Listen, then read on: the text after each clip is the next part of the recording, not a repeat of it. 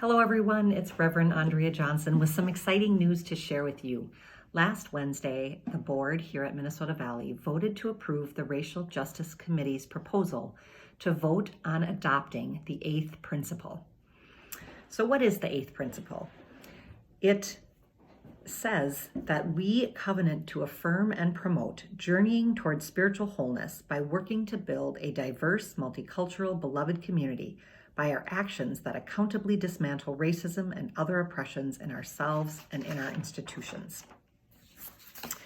The eighth principle helps us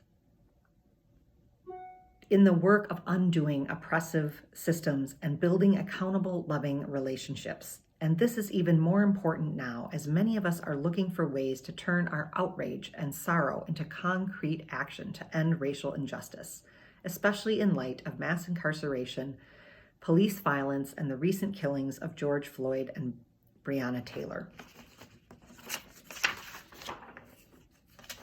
The eighth principle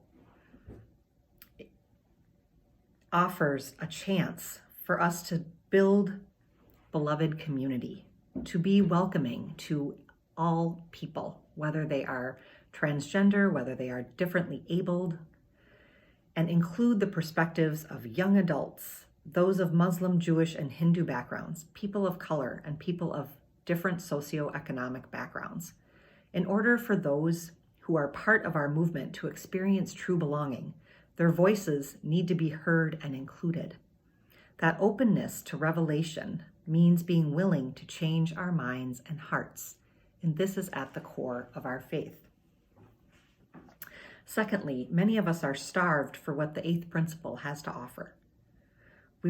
It speaks to our spiritual longing to build the beloved community and to have some mechanism to hold ourselves and each other accountable to creating a diverse multicultural space.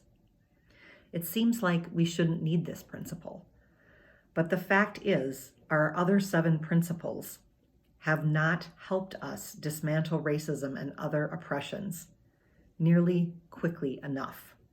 We need a common language, a common understanding, and an ethical and spiritual framework that we can collectively point to and hold ourselves and each other accountable to. Adopting the eighth principle is a starting point toward being accountable toward these goals. It will help us renew our commitment to this work and fulfill the potential of the existing principles.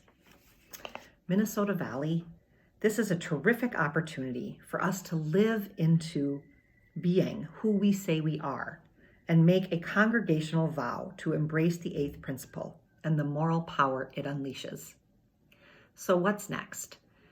Please, I invite you to read the December newsletter, which will outline our committee's plan for educating and engaging you all in this important conversation.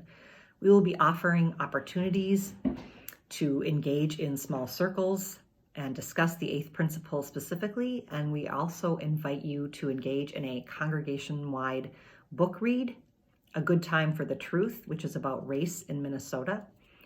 And there will also be a racial justice pledge that we invite you to take. So please look into the December newsletter for more information. And if you are at all interested in joining me and the Racial Justice Committee's team to help us roll out this important work, please contact me. Thank you, and I look forward to seeing you all at these education and other opportunities.